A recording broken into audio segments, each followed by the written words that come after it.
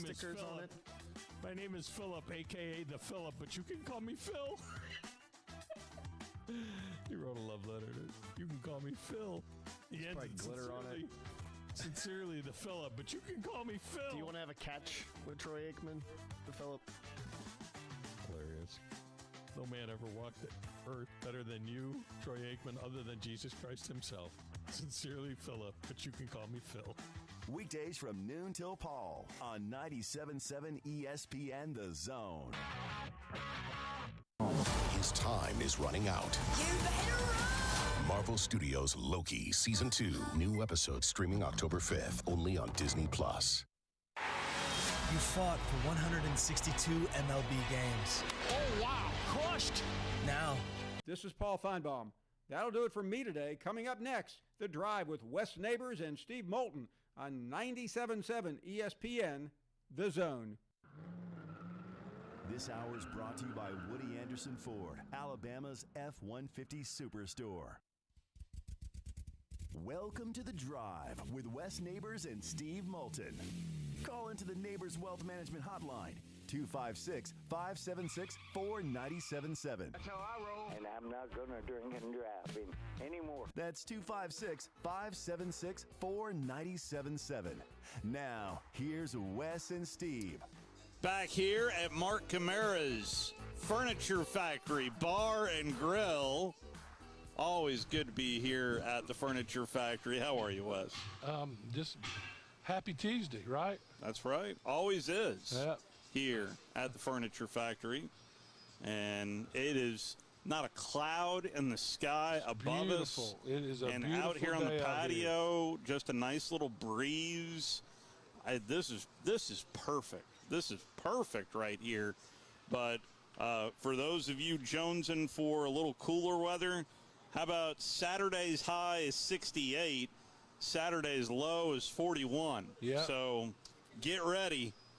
It's a-coming. Yeah. Be at the Ole Miss game and bundled up. I got to break the coats out. Yes, you do. Yeah. I just got to find one that doesn't have an A on it.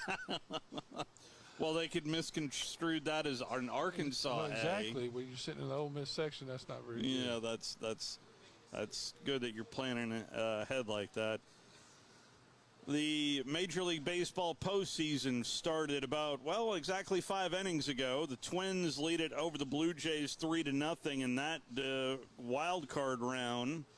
Later on tonight, you've also got the D-backs taking on the Brewers. The other side of the bracket, the Marlins and the Filthies, and that series will spill into Atlanta, winner of that series. So we're going to join that game in progress as soon as we are done. That is scheduled for a 7:08 first pitch.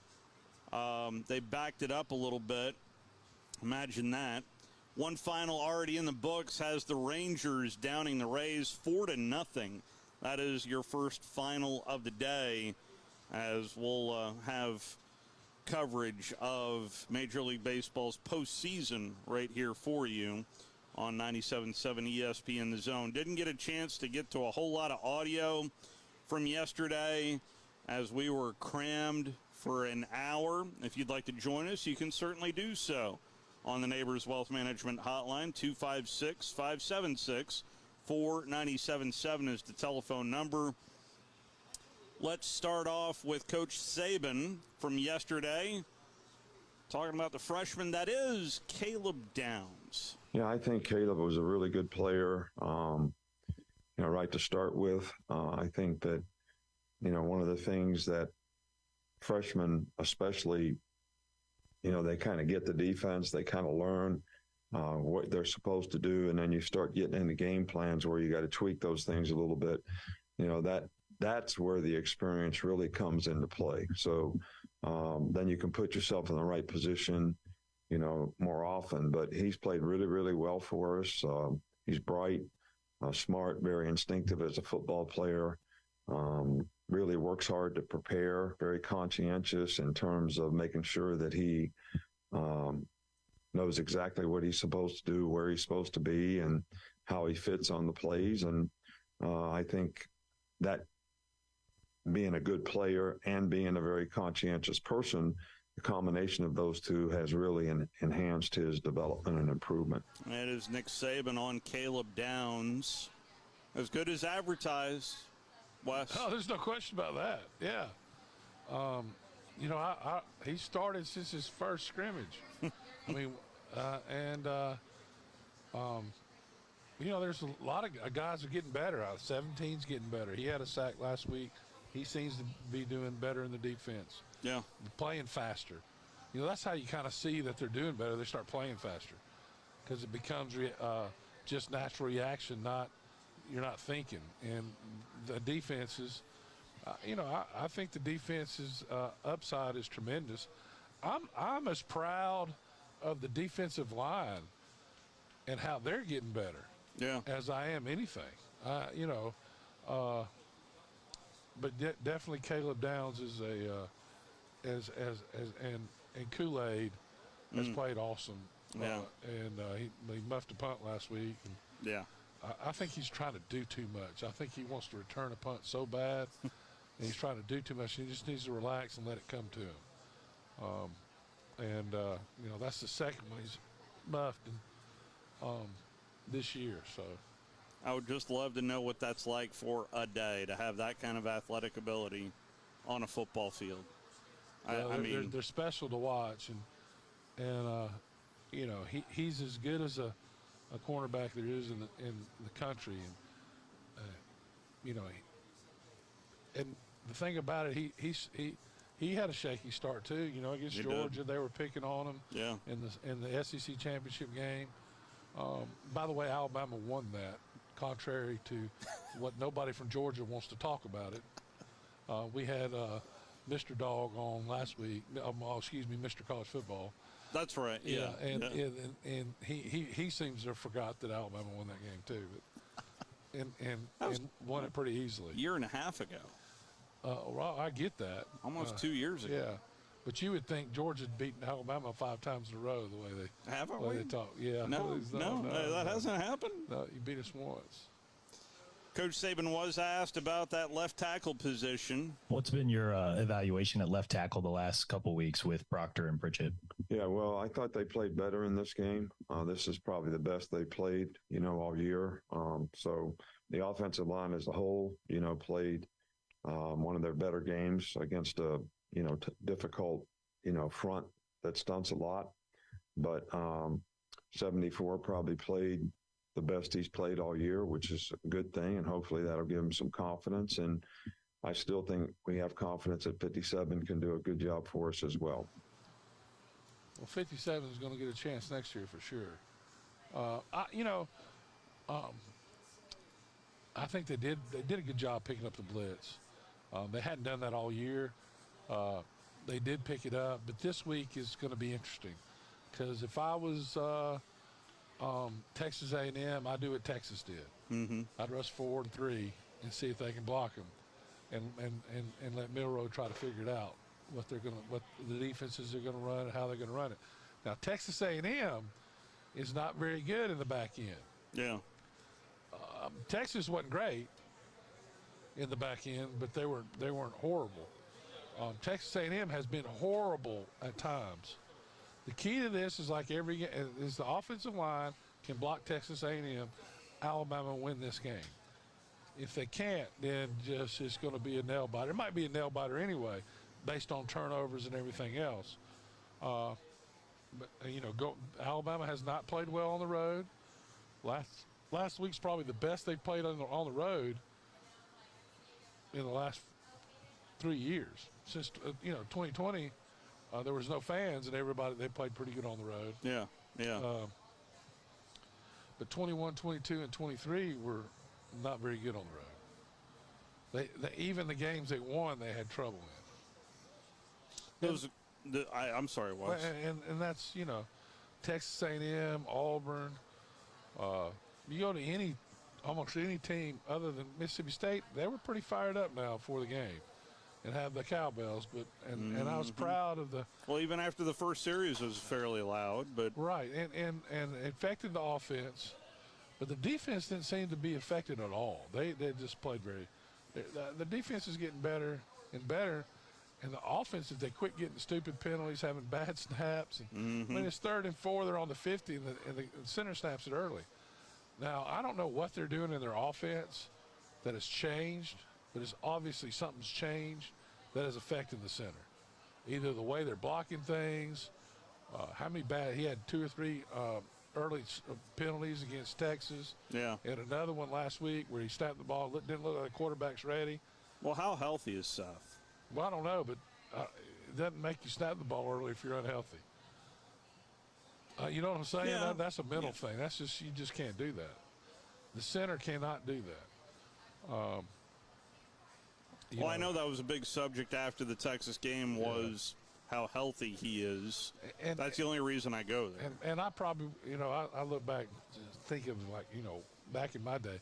So, but a quarterback was under center, which most of the time we were, 95% of the time. When he wants the ball, when he says hut and wants the ball, he gooses you. Yeah, yeah. Now, Sheila goosed me several times when he wasn't supposed to get it. Mm-hmm. Right? And I still didn't snap it. Yeah. But a couple of times he goosed me and said, time for me to snap the ball. And I'd be a bit that late, So I don't know. You get in a big game, you're thinking, you're making all the calls. And then all of a sudden you just think, what's the snap count? and anyway, so it's a lot to process in a short amount of time. But I think they're telling you the snap count has to be signal in now, right? Because they're not in a huddle. Yeah. So I don't know how they do that. It'd be interesting. I need to write down all my questions, and I really want to go to practice and see what they're doing on the offensive line. But I do think they are getting better. Well, LSU is turning to a defensive line specialist. I saw that. No, not Coach O. No, not Coach O. Coach O turned to him, too. He did. Yes, he did. If there is a common denominator between O and Kelly, it's Pete Jenkins. Yeah, so as you know, Jimmy Lindsey has not been with us as our defensive line coach. And, one of the things that we want to be able to do is, in hiring Pete, and his role has not been defined yet, other than he will be consulting and assisting our defensive line room. And, John Jancic has the defensive line. His expertise is not necessarily in that area. He's a good football coach, but we want to provide our student athletes with the most resources, and Pete gives us the expertise and the ability to help us with technique and some technical things that we want to be able to do on a day-to-day basis. So he's going to come in. He'll be here and assist us and help Coach Jancic in that room. There's no doubt Pete Jenkins can break it down. Yeah, there's no question. You're not. But at this point, exactly, you're not going to get his results on that. That's what I'm. Exactly. He's going to help. Yes. There's no question. But you want to doing it one way. You want a Band-Aid? Yeah. On a defensive line? Well, I know. Well, I mean, I think he can help them. Just if you can help somebody just with their footwork, you can help them. That's pretty easy. But placing your hands and all that, and how you do it now, and you're going to change the way you're placing hands. That's a different deal. I mean, you think about it. Your footwork if it's little things like that, I don't know if the defensive line is the biggest problem. It obviously is a problem to the coach enough where he's bringing in, how old's Pete? 70-something at least. I think he's older than that. You think he's 80-something? Well, heck, I'm about to be 60, and he wasn't 17 when he was coaching. Pete, at LSU. Pete Jenkins. So, he's born. He's easy 80-something. He just turned 82. Yeah. Yeah. He turned the ripe old age of 82 on August the 27th. Yeah, he's a year younger than my dad. If he was still living. So yeah, he's. But listen, his knowledge is tremendous. Yeah, you just. I mean, I think feels it's like the right guy at the wrong time. Well, I think This is a spring deal, not a fall during the season deal. I guarantee you they wish they'd hired him in spring. But the fact that they're realizing they have a problem now and they're going to try to fix it. Yeah. Listen, LSU has a lot of talent. I think LSU matches up with Alabama better than anybody. When you see that LSU offense, do you think 2019? No. I'll tell you someone who does see 2019. LSU head coach Brian Kelly. You know, it was interesting because, you know, the 2019 team, prolific. It won the national championship. These numbers are starting to look like those kind of numbers. That's the kind of offense that we're talking about. And that's why it's so darn important to play better defense. That's why it's so important. Because when you have an offense like this, you want to be able to showcase. Absolutely. And it doesn't get the showcase because all the questions here are about the defense. And I understand that. Totally understand that. So that's why it's so important that we do the things necessary to get the points down so we play better defense. Oh, they have to play better defense, but get the points down. 2019 offense. I don't see that. Yeah, I don't see that. I mean, Jaden Daniels, Joe Burrow. No, Joe Burrow, Jaden Daniels. Listen, Jaden Daniels playing awesome. He is. He is. But I don't see Burrow. Well, you don't see Jamar Chase. Burrow is very smooth. Yeah, I think he's a different quarterback. I think he's really good, though. Yeah. But I don't see Jamar Chase and Jordan Jefferson out there. The other two receivers are good. Yeah. And the running back's good and the offensive line's good. But they had how many NFL picks? 9 off the offense? I don't think they have 9 now. Picks, but not only picks. Yeah, stars in the NFL. Yeah, there are 3 or 4. I know Burrow's struggling a little bit right now. Well, they don't have their running back they have potential. Well, he's struggling because he's hurt. And he's running he can't run for his life because he's hurt. He needs an offensive line. Yeah, and but he has a bad wheel. I mean, he can't move like he did. And that's what makes Burrow so good is his ability to extend the play. And at LSU, some of the plays he had were unbelievable. I mean, they were just unbelievable.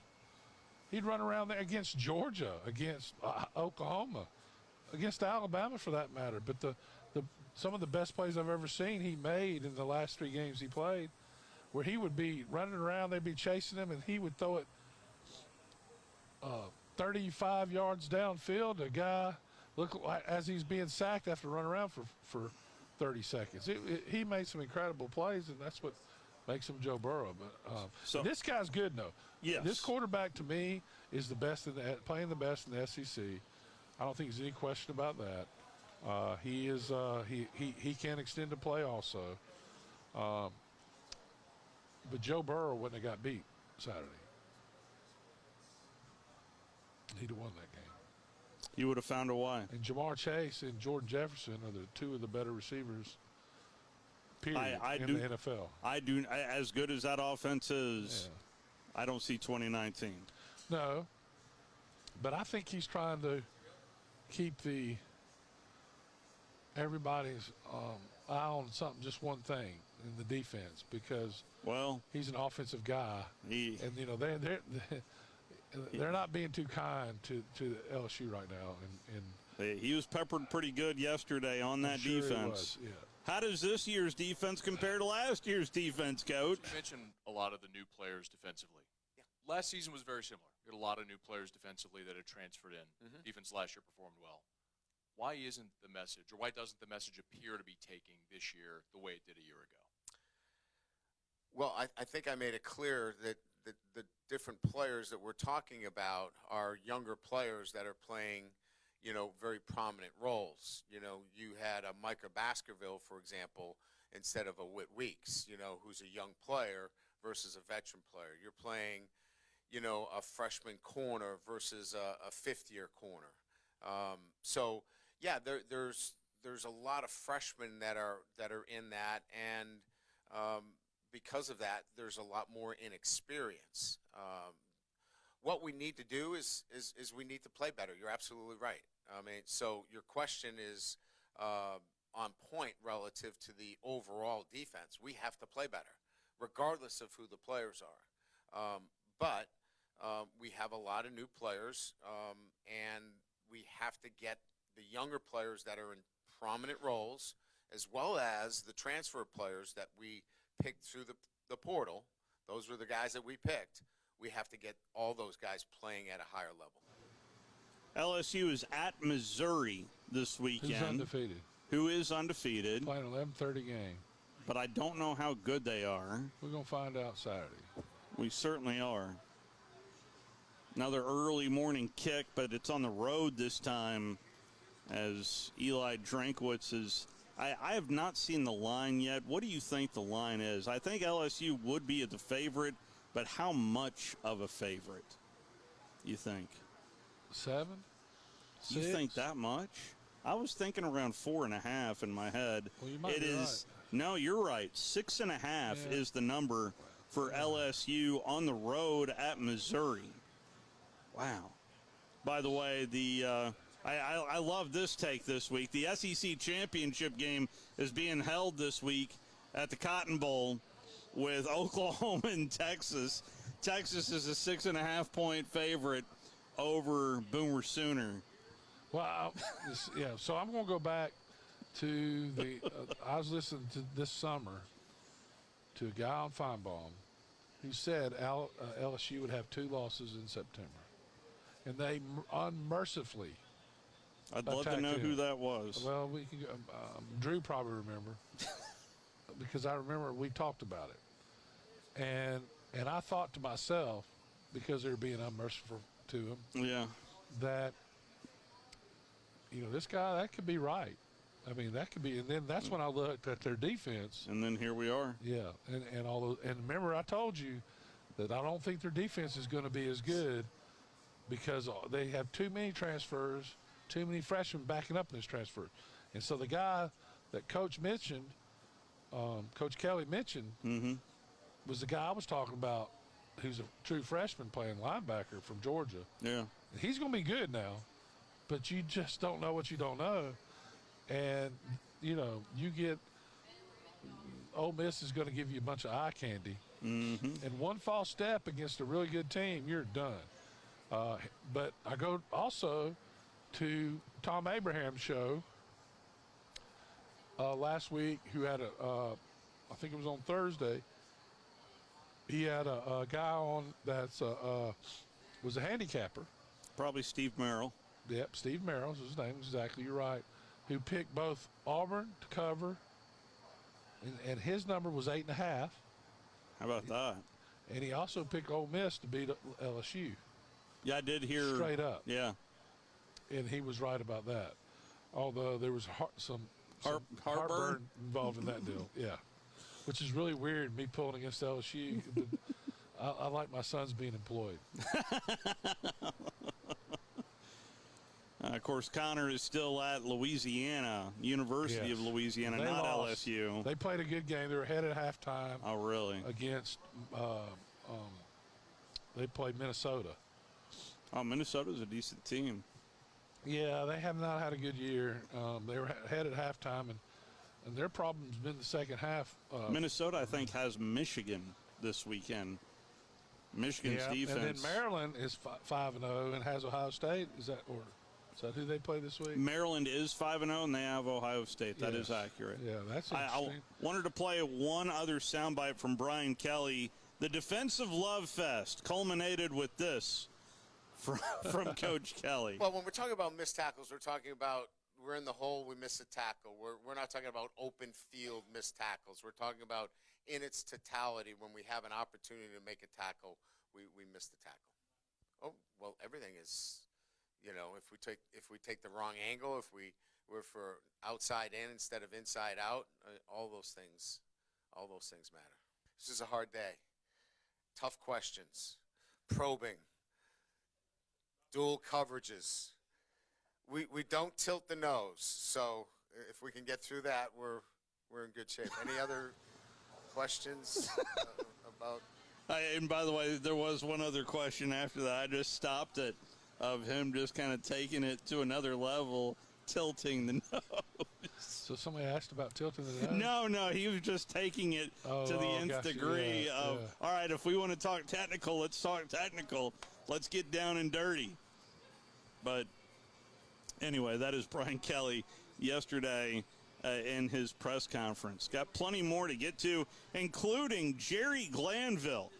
Coach Glanville going to join us at the top of the hour. He wanted to, what did he tell me? Good info on college football, Aggies and Bama. This will shock your audience. Plus, classic show info for around the world that will impact the National Football League. So we're going national at 6 o'clock, evidently, with Jerry Glanville with these topics that he's going to come with on this very program.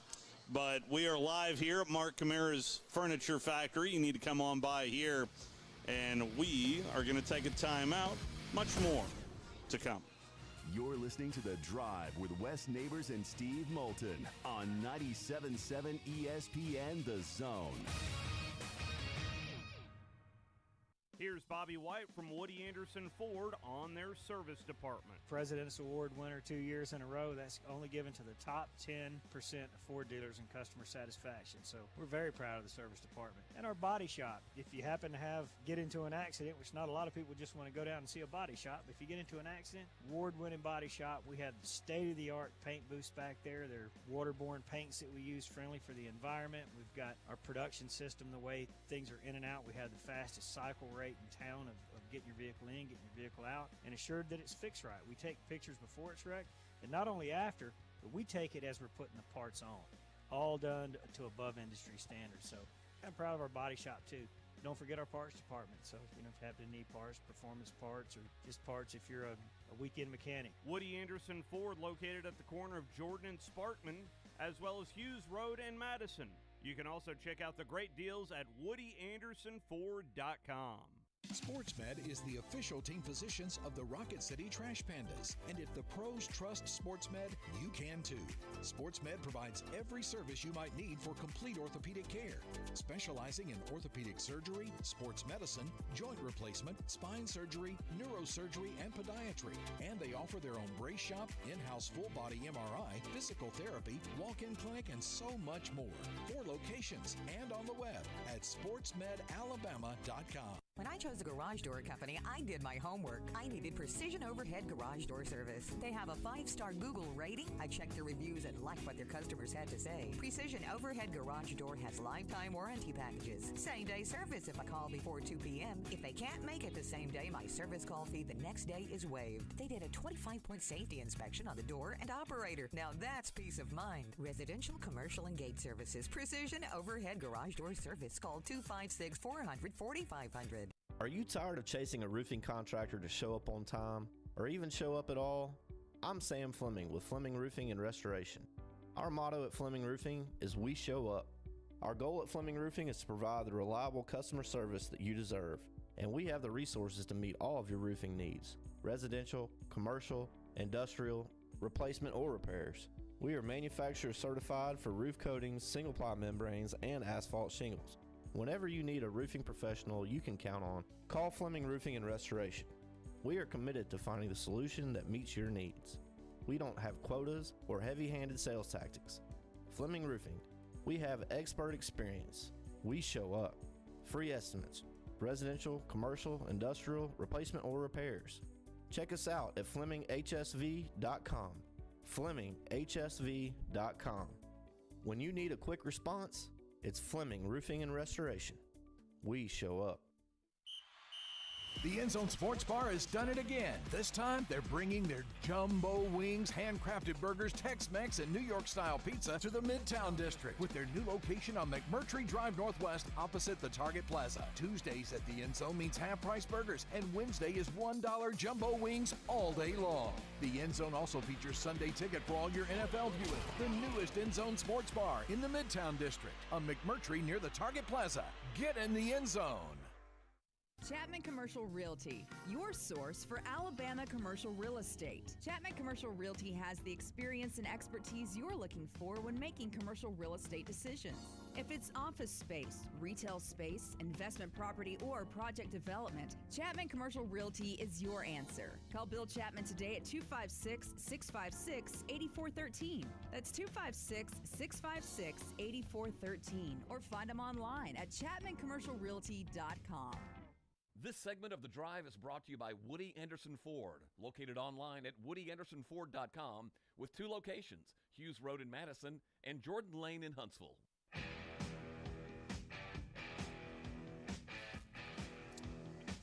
Back here at Mark Camara's Furniture Factory, along with Wes Neighbors, Steve Moulton back here with you. Bama is not a double-digit favorite on the road like they were the last time they went to College Station. The last time Bama went to College Station, they were an 18.5-point favorite, Wes, and we know how that turned out. Well, Jimbo was asked about how this team this year is dealing with success compared to last year's squad. Well, I think, you always want to be confident. Hopefully, we're very confident. We've won a 3-game, we're 1-1 right now. We've won 3 in a row, and we've won 2 SEC games, 1 on the road, 1 here that were very tough. And I think anytime you have success and you go through those things, you get confidence that, because, I know I can fight through that. I know I can fight through adversity. I know I can play against these types of people. And, hopefully it's very good. And, it seems to be good. Our players believe in themselves and what they're doing and what we're doing. And hopefully we'll carry it in practice and into the game. There's only one person to help break down this. Jen, here from the Furniture Factory. How are you, Jen? I'm better now. So let's break down A&M and Alabama. Who you got for us? A&M and Alabama. Well, for sure, Alabama. Bama's a 3-point road favorite right now, according to one book. Close. Most of the books have it as a 2.5-point favorite. Oh, surely Alabama. No? Surely Alabama. No? Okay, we'll say yes. How does yes? How are you, Jen? Hey, I am great. It couldn't be lovelier. It's not a cloud in the sky above us.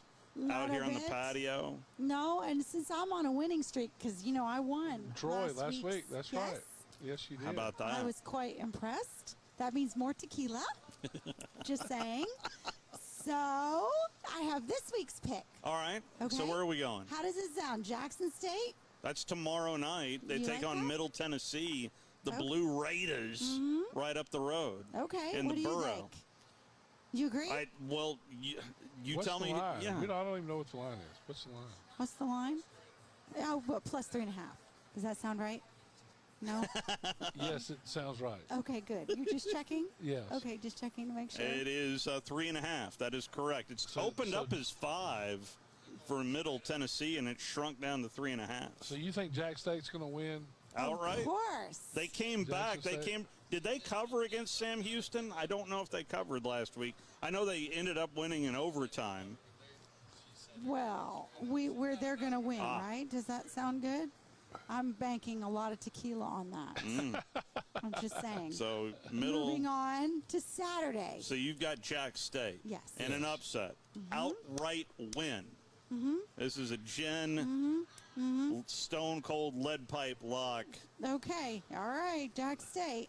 All Okay. right, All Jack right. State. So then how does California plus 10 sound? Who do they play? Oregon State. Okay. No? Okay. There's like silence. I don't know.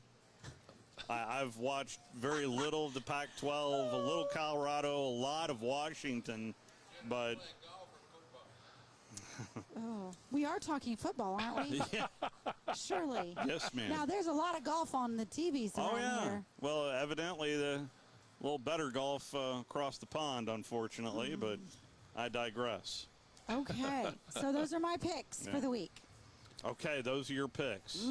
So California and Jacksonville State. You got it. And you'd have to get on your whoever you talk to because Jacksonville State is tomorrow night. Yes. That's Tomorrow's a Wednesday night. Isn't that a funny night for a game? And Who watches a game then on a Jack Wednesday? State, I think, plays a couple of Tuesday games in a row after that. mercy. So that's an off night. this is the weird part of the schedule for the Gamecocks. Oh my goodness. Well, Mississippi State has a get better game, you would think. They got the Yes. Broncos coming in. This is true. This is true. Zach is, Coach Arnett is mad. Did you hear him say he was No, angry? I didn't hear him say. Yeah, he's angry. Couldn't hear because of the loud cowbell noises, but just saying. Well, they subsided fairly quickly. Didn't they? Yeah, I at Davis know. Wade. I know it was a late night. I was there. I know you were was there too. But isn't that amazing how they can do that all on cue? I do think that's kind of amazing. Yeah. It's a neat little atmosphere. There's no doubt about that. Very unique.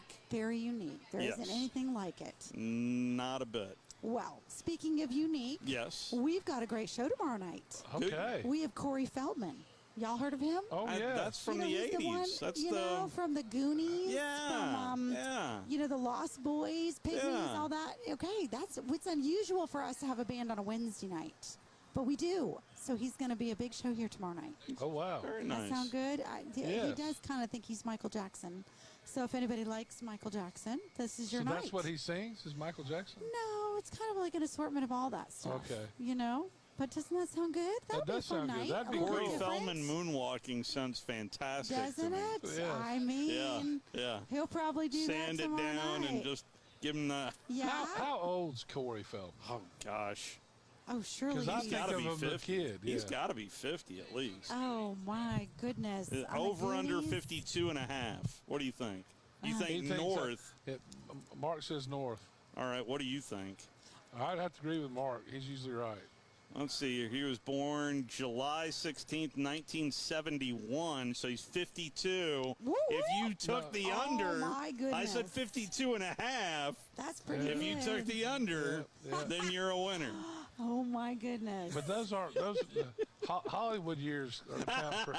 It's like kind of like dog The years. Rat Pack? Yes. You Kinda like thinking dog years. hanging out with Charlie Sheen may have done something? Yeah, my no goodness. question about that. Oh, all right. So But if we've you got come here, you get to find out tomorrow night. That's right. You get to see how actually old he really looks, huh? That's right. He probably didn't even look that old. That being said, we've got the Bon Jovi. We've got that concert on Saturday night. That's our tribute band. Doesn't Nice. that sound good? Yes, it does. The title is very misleading. It's called Slippery When Wet. Except for that song they sing. You're Yeah. right. Yeah, I mean, that was a fairly big album. Yes. Okay, yes. well, that's Saturday night. We might even have one villa left. I know I've got them all Isn't full that an tonight. album, not a song? Slippery When Wet? I couldn't. Yeah, that's the album. Yeah. Okay. Yeah, well, that's Yeah. Saturday night, okay? Yes. And then we have Cadillac 3 on Friday night. I mean, this is our week of It concerts, sounds huh? like it. Yeah. Doesn't that sound like a fun week to be here? And the weather does. is perfect. It's a great night to be out. Each one of these nights, we have no rain in sight. No. Praise the Lord. And then Saturday is supposed to be a little chilly. Hey, I'm okay with And that. I love the little like- the little bonfire areas that y'all Bring have somebody out to here. keep you warm. Yeah. Yeah. Oh, hey.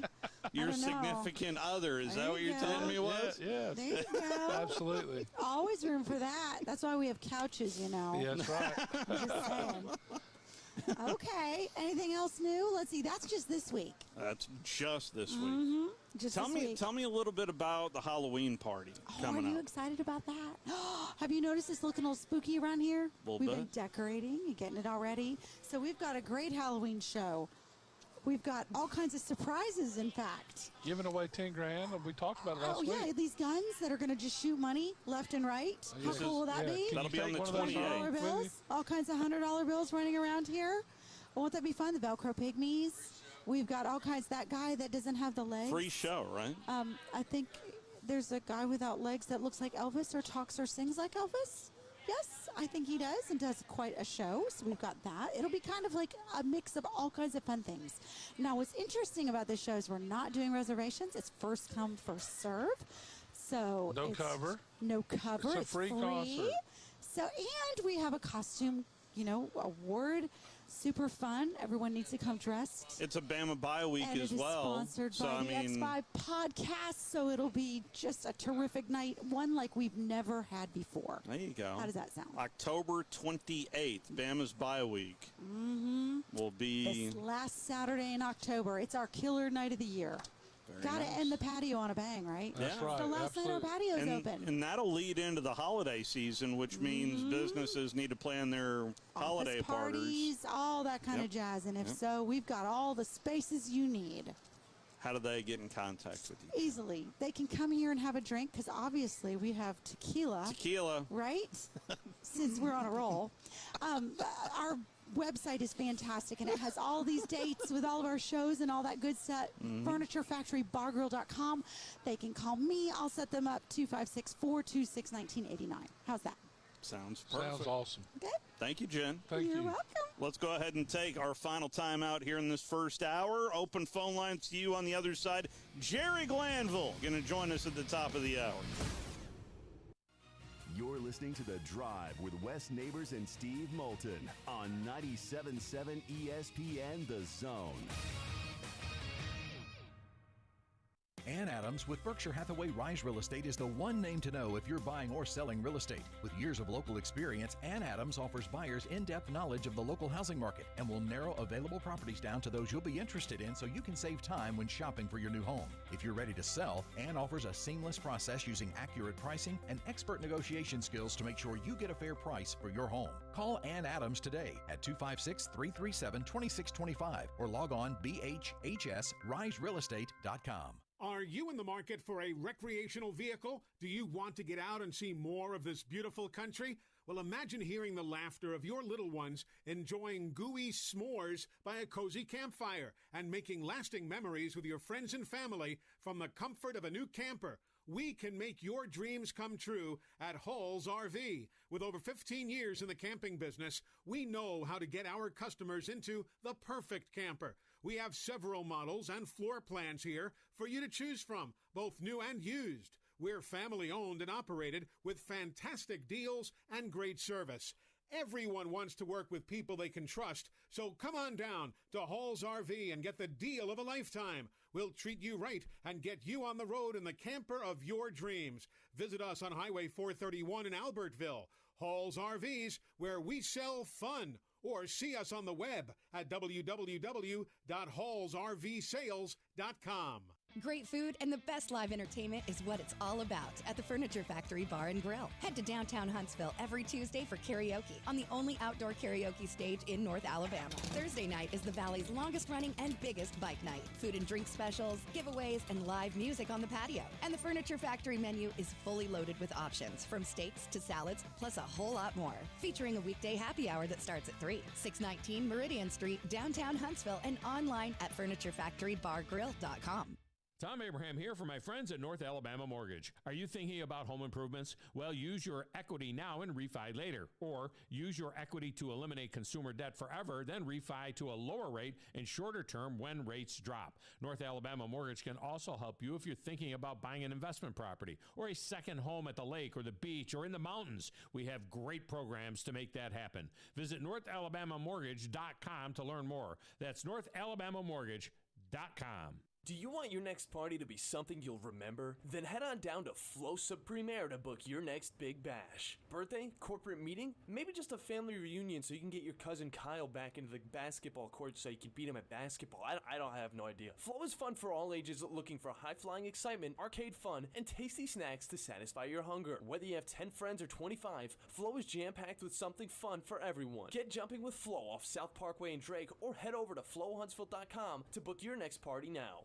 From the Fox 54 Weather Center, I'm meteorologist Emily Owen. For this Tuesday, expect plenty of sunshine, another warm afternoon. High temperatures are expected to top out in the upper 80s, and it looks like we'll also be staying dry. Heading into your Tuesday night, we'll sit under a mostly clear sky, low temperatures falling into the low 60s. I'm Fox 54 meteorologist Emily Owen on your home for ESPN Radio 97.7 ESPN, The Zone. Hi, this is Eli Gold, voice of the Alabama Crimson Tide. Join us every week for Alabama football right here. Listen to Alabama football all season long on 97.7 ESPN The Zone.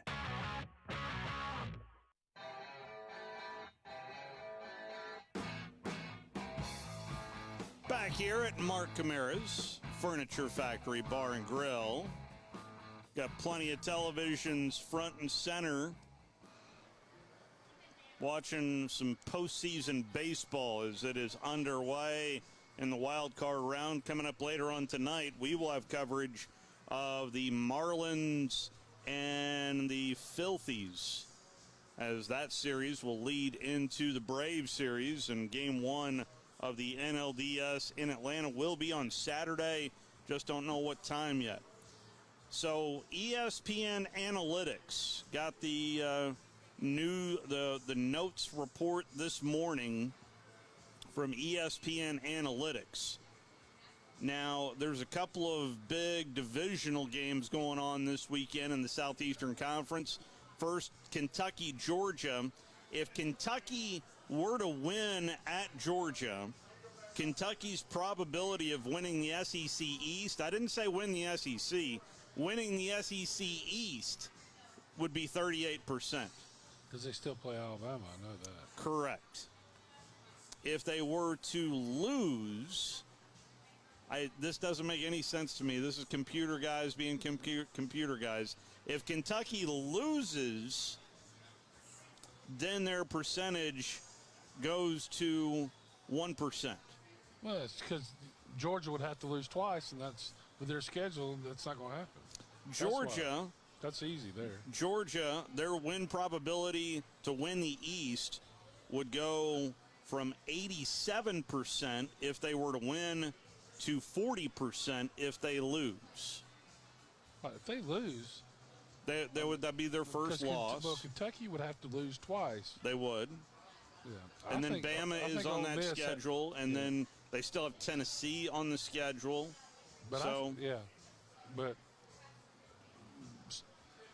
I think Georgia is going to have a tough time with Ole Miss.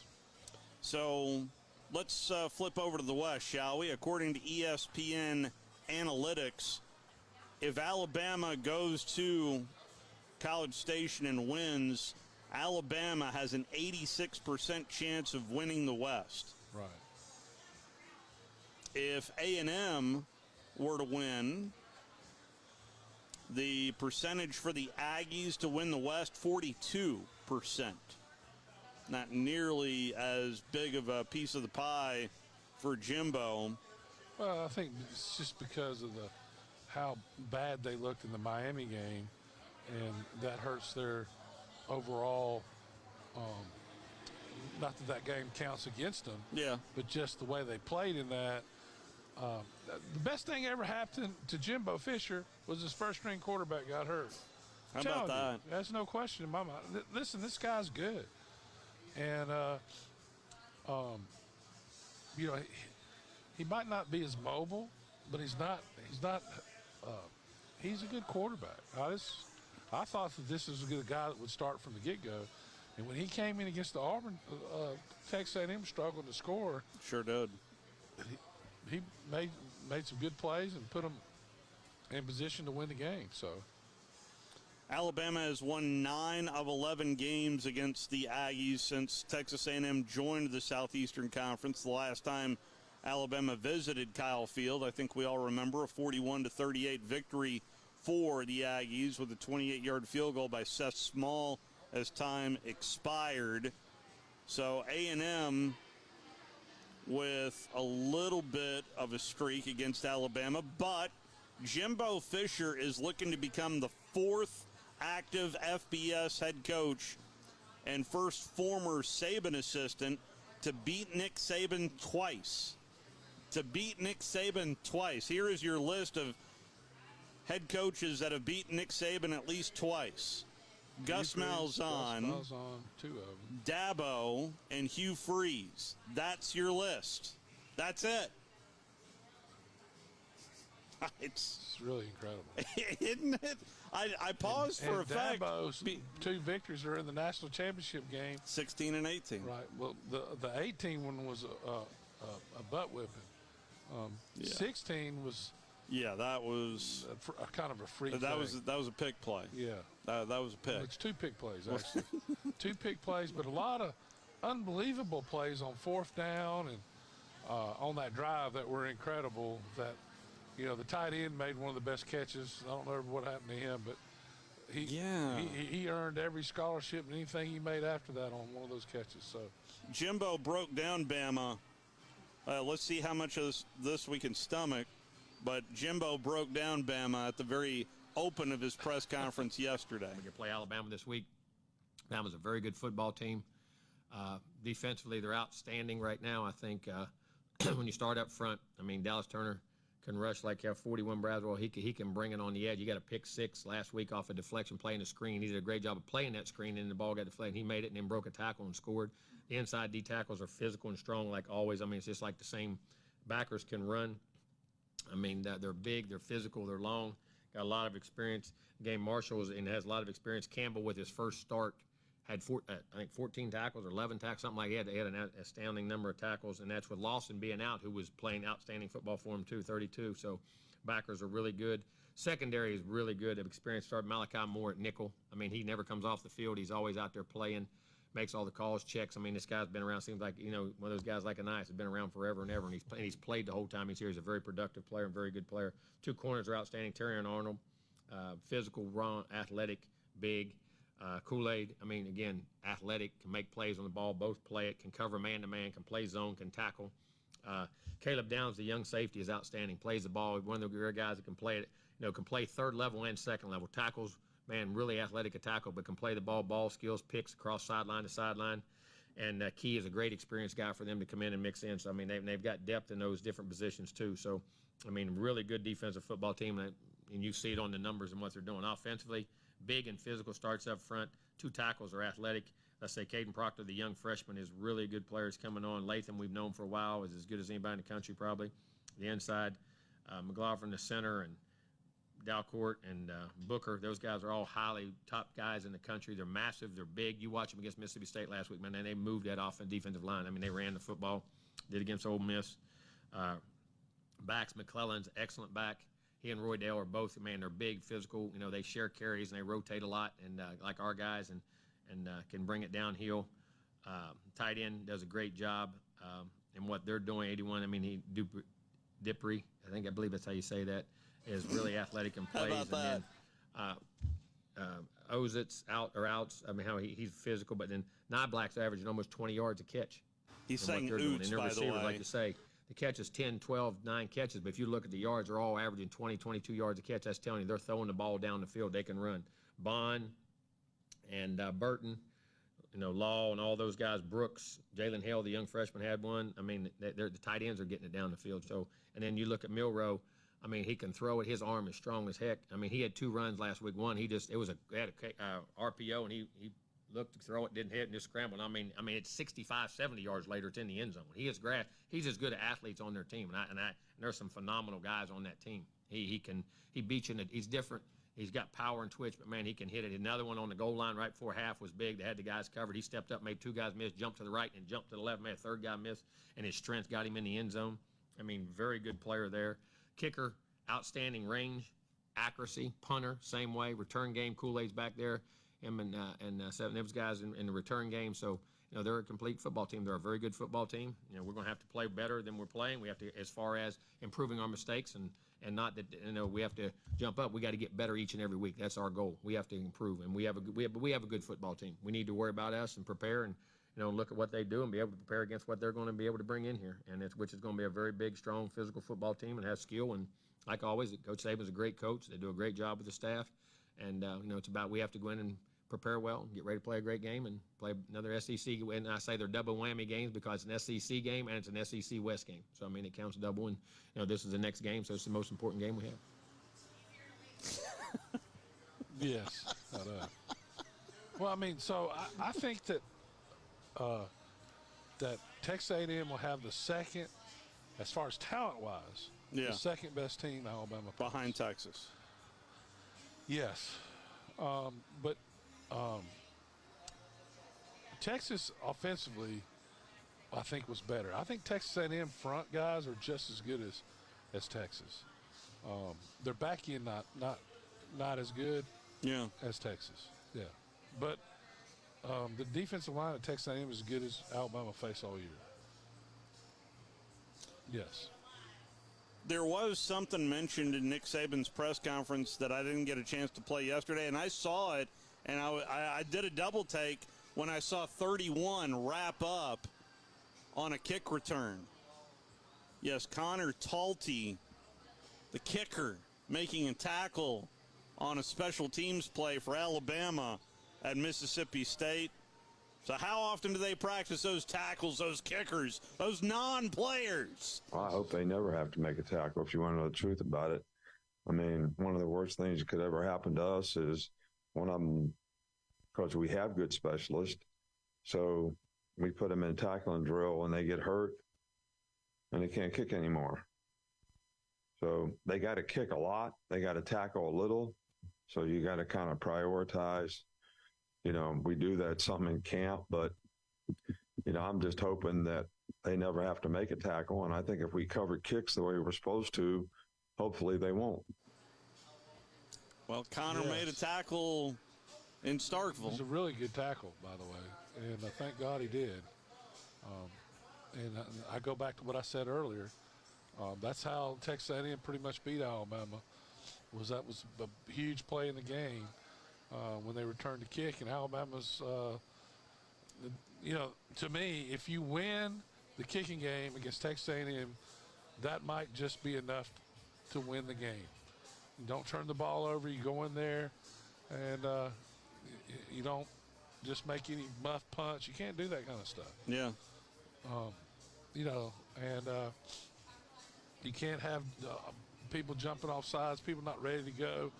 You know, Coach Saban was jumping before that bad snap. Alabama got a 5-yard penalty 2 plays before because the receiver's not set. Yeah. Get set. Come on. You know, they're just this little stuff. The pre-snap stuff. Yeah, man, it's just you can't win doing that stuff. It's awful. I mean, it's been the story of Alabama's offense so far this year, and it's the difference between being a pretty good offense and a really good offense. It's just the little things you cannot do. Coach Saban was asked, I think, an impossible question. The impossible question, at least to me, how do you develop a quarterback's internal body clock inside the pocket? I don't know. How you going to deal with not having your phone? You know, you're of that generation, you know, that I gotta have it. You know, I think practice, you know, the one thing that you can do in practice and get away with is not have to play with the right time clock, to use your terminology, in terms of the rush is not going to be as quick. You can hold the ball, you can try to figure things out, but then in the game that all changes. So I think to create circumstances in practice where, you know, you have to get the ball out on time and you're constantly talking about getting the ball out on time, I think that's really, really important, you know, for guys to develop that sense of time clock. And it's the timing of the play. You know, sometimes when you hold the ball, the play's open for a second, then it closes. So you got to throw the ball on time. That's very, very important. And we got to keep working on that. It's a tough thing to master. Yeah, but it becomes certainly attainable. Yeah, you got to play. Yeah. They don't tackle you in practice. You got to play the game. That's where and the one good thing about they don't tackle you in practice, you can't get hurt in practice. You can, I guess. Yeah. But you're highly unlikely. And that's how you get your clock, the game speed. I don't care what you're doing. It's not game speed until you're in a game. End of story. I mean, you cannot certainly practice has the game speed. Oh, he has the game speed. We're talking about two different things. I know. We're talking about his clock. The internal clock. Yeah, when to go, you know. And sometimes that internal clock, you need to, you know, he's learning, though. I mean, I'm happy with, where he is. I think he is continually to improve. he is almost, he's, remember I said it was about 1.5 count? Yeah. Then he's at a half a count. Yeah. Well, now he's not a half a count every play. Sometimes he is. But they protected him a lot better but they weren't playing against the same kind of competition they'll be playing this week. Yeah. Offensive line's really going to have to step up and play their best game of the year. Running the ball, staying out of the stupid penalties, not fumbling snaps. Yeah. That's all the stuff. If they will play close to a perfect game, they won't have to worry about it. Because Texas A&M's going to make some mistakes, and they're not a great offensive team. They've gotten better, but they have problems with their offensive line too. So it's not like it's a perfect situation for them either. Coach Jerry Glanville set to join us after this Sports Center timeout. We'll be right back here from Mark Camara's Furniture Factory.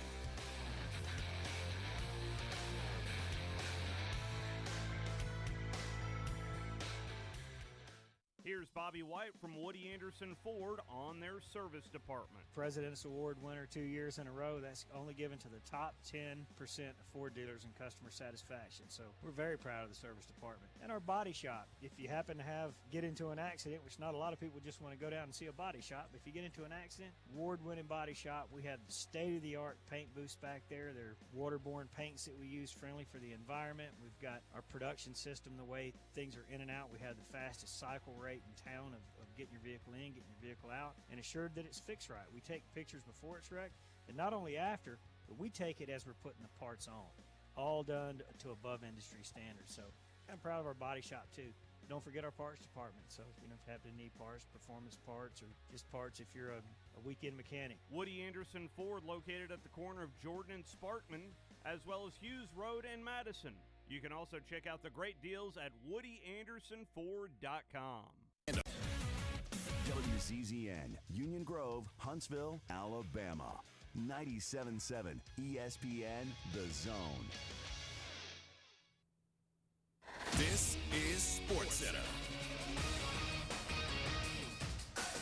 I'm Nick DeLuca. Underway in the Major League Baseball postseason. 4 Game 1s in the Wild Card Series today. AL Central champ Twins hosting the Blue Jays. It's 3-1 Minnesota leading Toronto in the 8th inning. Royce Lewis making magic in his postseason debut. 2 homers on the day has driven in all 3 Twins runs. Pablo Lopez sharp in his Game 1 start allowed only 1 earned in 5 2/3. Twins turning it over to the bullpen. Vlad Guerrero Jr. leading off the 8th with a double. Tying run at the plate for Toronto. Minnesota entering the playoffs looking for their first series victory since the 2002 ALDS game on ESPN. One final from today. The Rangers blank the Rays 4-0 in Tampa Bay. Jordan Montgomery showing up in a big way. The kick in the 3-2. Swing and a miss. He strikes out Caminero and is through 7 shutout here in Game 1 at the Trop. Oh, what a day for Jordan Montgomery. Mike Monaco at the call on ESPN Radio. 7 shutout for Montgomery, who allowed just 5 hits on the afternoon. Corey Seager with 2 hits and drove in a run. Rays made 4 errors in the game. Rangers a win away from the ALDS. Brewers and Diamondbacks set to start shortly. Arizona returning to the playoffs for the first time since 2017. Brewers looking to get back to the NLDS for a second time in 3 years. Crew down starter Brandon Woodruff for the series. Corbin Burns getting the start tonight. Hey, it's Greeny, and Wednesday we'll be knee-deep in all the baseball playoffs. We'll run through all the winners and losers, tell you what it means, and, of course, we'll start looking ahead to Week 5 on the NFL schedule. It's Greeny, starting 10 a.m. Eastern on ESPN Radio and the ESPN app. 97.7 ESPN, The Zone. Welcome to The Drive with Wes Neighbors and Steve Moulton. Call into the Neighbors Wealth Management Hotline, 256-576-4977. That's how I roll. And I'm not going to drink and drive anymore. That's 256-576-4977. Now, here's Wes and Steve.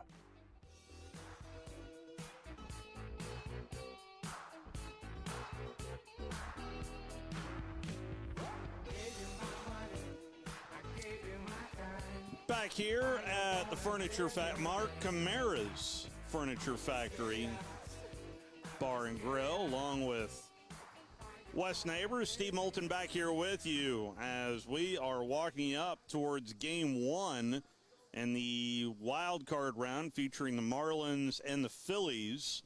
But we're talking some football right now, and who better to talk to than a good friend of the program? The ratings are about to go up, Wes, as Jerry Glanville joins us on the Neighbors Wealth Management Hotline. How are you, Coach? I'm so good. If I was any better, it'd be legal. It really would be. That's good to hear, Coach. How was Detroit, Coach? Well, we had a little falling out, and I didn't go.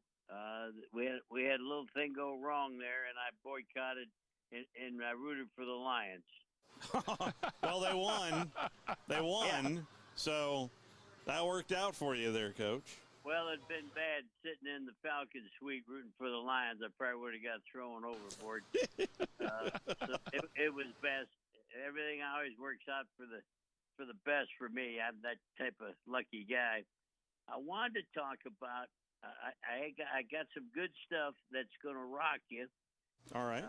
But I looked at Ole Miss LSU game. That was a defensive juggernaut. Can you imagine? And I was thinking it was 55, was to 49? Was that what it was? Something like that. Something like that. And I thought, can you imagine?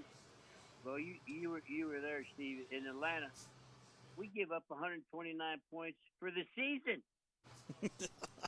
These two teams will give up 129 every other week.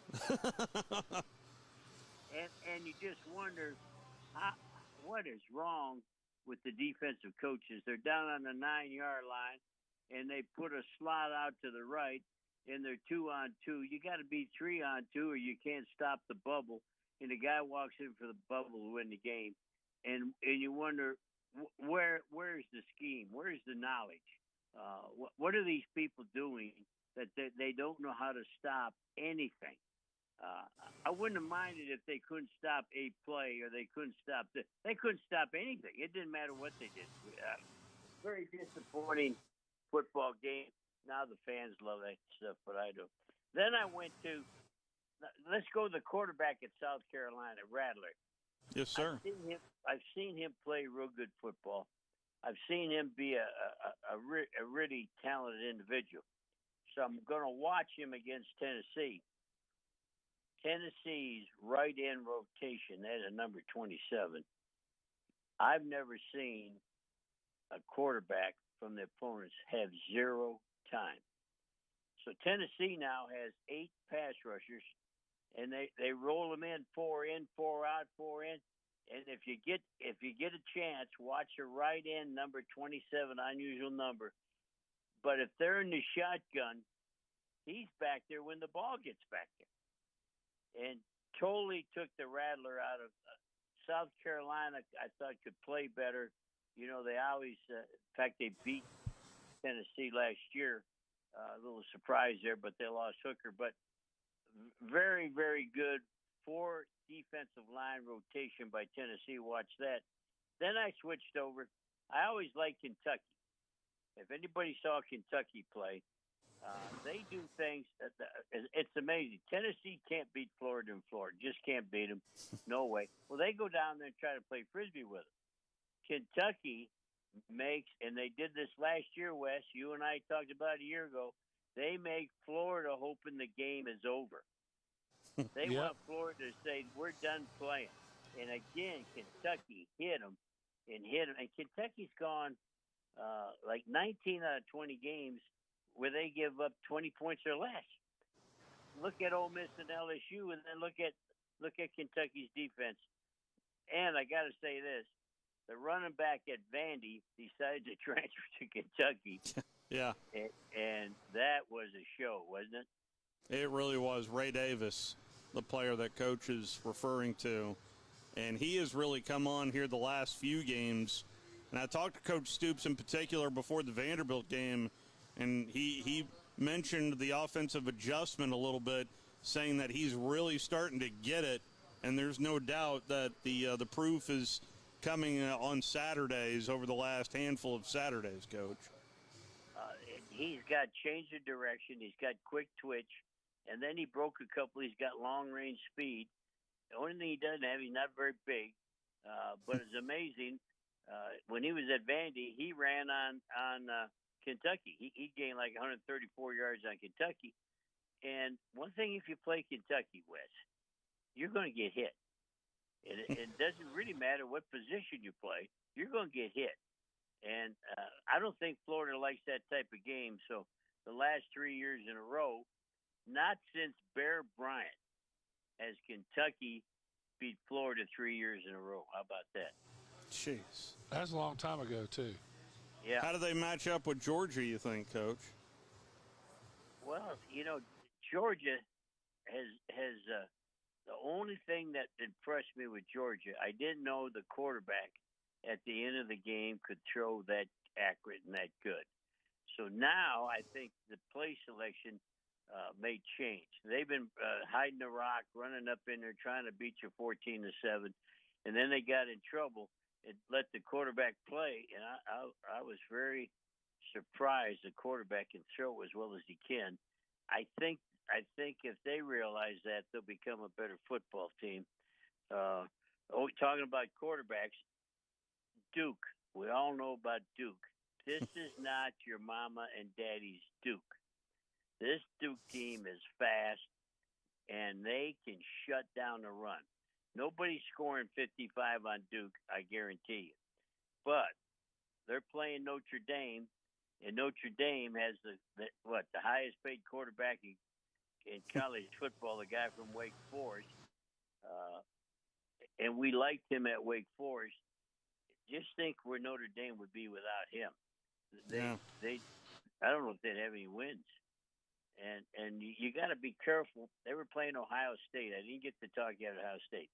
You go out and get the best quarterback. He's at Wake Forest. He's going to go in the second round of the draft. You talk him into coming to the portal. And now you got him on your team. Now they play Ohio State and decide they're going to run the ball for a living. And I said, why would you bother going to get this quarterback and then turn yourself into a run team? Well, this last game with Duke's not going to let you run. So they let the quarterback play, and of course he won the game. I thought that was a heck of a show. That was a good game to watch. Fun to watch. Yes. And it's kind of, a year ago, Wes, I asked you, why can't anybody block Mississippi State's 3-3? It's no mystery. Been running it since time. I can remember going to watch my first 3-3 game. I rolled over to the game on a dinosaur, and everybody thought it was a mystery. Well, the mystery's over. The Mississippi 3-3 is getting knocked around pretty good. I think somebody listened to your way of blocking it. Hit him in the mouth. Yeah, that's the deal. So, what about Alabama's defense, Coach? What are they doing well? How do you grade them? Because they're pretty salty. Well, I haven't really sat. You had me watching because you had me watching the old line, and I told you I was disappointed, so you didn't talk to me for 2 weeks. And I haven't said. You said, "My gosh, you don't love our right tackle that can't play." Sorry. Anyway, I haven't studied what they're really doing. I know what they do on defense is very similar to what we always did and how we ran it. But so I really didn't watch Alabama on defense. You know a whole lot more about me, and that's scary. When Wes, you know something better than I do, that is scary. I just think Can we go to the NFL? You ready for NFL? Yes, let's go to the NFL. Let's go to Detroit. Are you ready? Yes, sir. Hooker, the quarterback from Tennessee, just passed his physical today that he can start practice. The quarterback from California that's playing for Detroit, I'm very proud of the way he plays because he was a guy that was a little bit shy and he sort of grew up.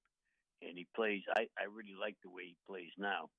But what if you were at these other teams without a quarterback? What would you give to go get Hooker, who is now capable of coming in and playing? I don't think Detroit needs Hooker, but I can name 7 others that should go try to get him. What do y'all think? I think the Jets, listen, I really thought what we saw out of the Jet quarterback on Monday Night Football was impressive, but Zach Wilson, who I'm referring to, but there's a handful of teams. Heck, if I'm the Falcons, I'd want Hooker. I'm just being honest, Coach. Yep, I'm with you. And I don't want to hurt your Alabama friends because you've got a big Alabama people that listen to your show. I was told it's over 3 people. I've seen all the Alabama quarterback at the Patriots that I need to watch. I'm done. That is a hard watch. And it's hard to believe he's the guy that played so much better as a rookie than what he plays now. So you wonder, is the scheme changed? Has the surrounding cast changed? Has the play selection changed to the point where I liked him his rookie year, and now, my gosh, you really wonder if he can play at all. Well, I'm not trying. I didn't watch the game, but I will say this: last year, Dallas won 38-3. Yeah. So last year they had a defensive coordinator as his offensive coordinator. Yeah. So in the last 3 years, they've changed systems 3 times. Mack went 12 of 21, 150 yards and 2 picks. Yeah. Then the Giants. Have you watched Jones, another quarterback from Duke? Jones signed a big multi-gazillion contract. He's getting $40 million this year, Coach. And how about this? He's getting $40 million, and Purdy at the 49 is making $900,000. Yeah. The back is making $900,000, and I got to say this. The quarterback, you all love the LSU quarterback at the Cincinnati Bengals. Yes, sir. Old Buckeye from Ohio. But I watched the Giants and I watched the Bengals. And if you're my offensive coordinator, Wes, I'm going to let you call the plays. Your number one requirement, Wes knows me, is protect the quarterback. And as you're calling plays, if you're not protecting the quarterback, you can't call plays. They don't protect the quarterback at the Giants, and they certainly don't protect the quarterback at Cincinnati. Well, how can I protect them? This is all the linemen I have. I've watched these 2 play, and Wes is going to die because he knows our teams, and I haven't seen one draw play.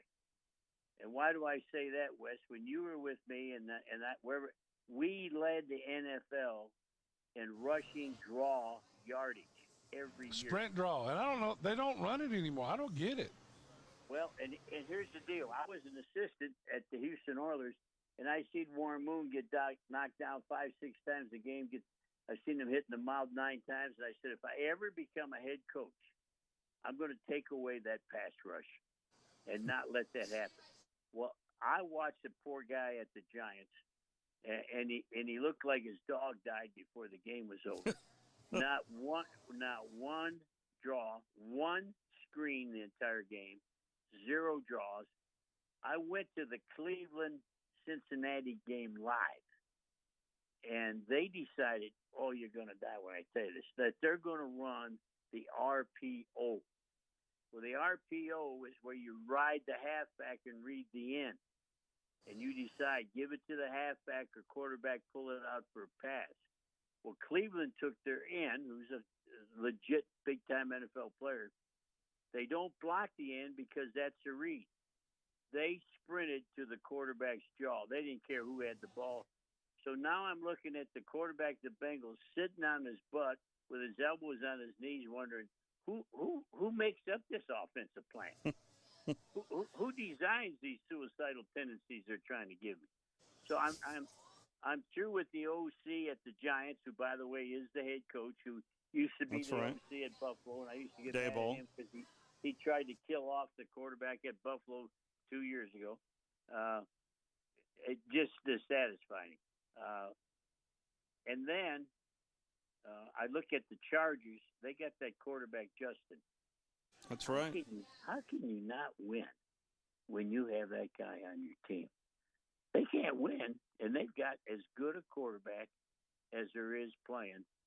And again, Wes, you're in charge of play selection. You got to do a better job. Justin Herbert was 13 of 24 this past week. Chargers did improve to 2-2, beating the Raiders 24-14. But Herbert, I mentioned 13 of 24, 167 yards, 1 TD, 1 pick is how it's stacked up for Justin Herbert. He's way too good for that. Now, did you watch the Kansas City game? Well, you talking about the Swiftathon there on Sunday night? Yes. I did watch a little bit of it, Coach. Now, I did. Here's the question. I don't want to ask Wes because the answer would scare me. Did you watch it to see the girl, or did you watch it to watch the football game? I wanted to watch football, Coach.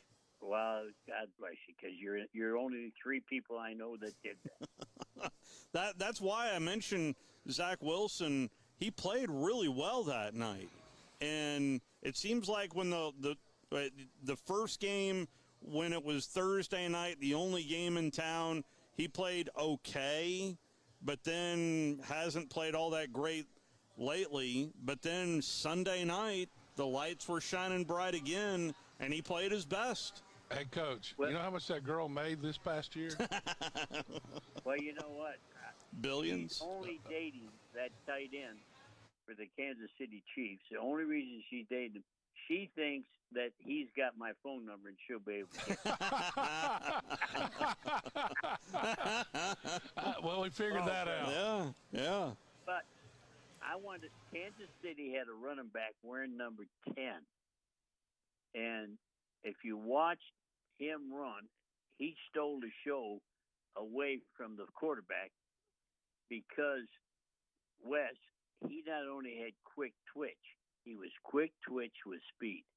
Pacheco. And I tell you what, when you get a back that can bring the physical toughness to the game, I tell everybody your whole team plays tougher.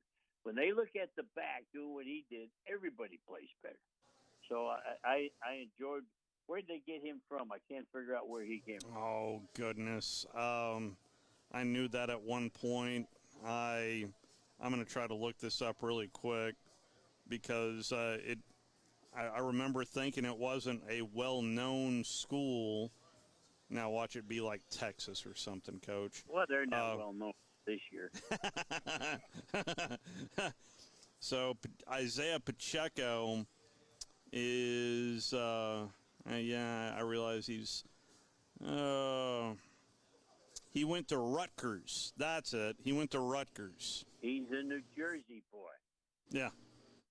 I had a New Jersey boy. Let's see if Wes can name him. I had a New Jersey running back. Can you name him? Mike Rozier. Oh, you get the start. When this show's over, Steve, get one of those little gold stars, lick it, and put it right on Wes's forehead. That's the first time he's answered a question. Duly noted.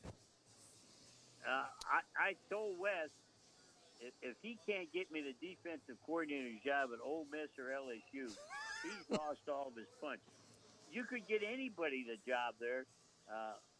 55. Well, LSU just hired some defensive line help. It's Coach Pete Jenkins is down there. You're younger than he is, Coach. I know Pete Jenkins. How about this? When he was a graduate assistant, he came over to Georgia Tech, and we got in a room, and I taught him what we were doing. Are you ready? That was like 1970, something like that. How about that? That's how long ago I coached Pete Jenkins. Jeez. And now he's down there at LSU trying to help that defensive squad. It's, boy. What do you think of Bama A&M as a whole, Coach, this weekend? I haven't seen A&M. And when I watched Alabama, I was on assignment. West maybe just study the old line. So anybody that you talk to that's seen both of them would have more knowledge than me. I like the A&M talent level. The talent level is probably close to catching up with Georgia, close to catching up with Alabama. The thing I didn't like about Alabama when I watched him, I didn't see a quarterback that made me worry, made me wonder, what do I have to do to stop this guy? I've never seen the Alabama quarterback this year say, I'm going to stay up 2 nights trying to stop him. I don't see that. A&M's quarterback is the guy that went to Ohio State out of high school, got $1 million in whatever they call those initials. Oh, yeah. To be a freshman, and then transferred to Texas. Never took a snap, never took a play, but took $1 million away from Ohio State. And that's why I was shocked, and he's very good, why Manning would go when that guy's already there. Somebody's got to explain to me, why would you let yourself be stacked in behind a star? If I was Manning, I'd have gone somewhere where they needed a quarterback right now.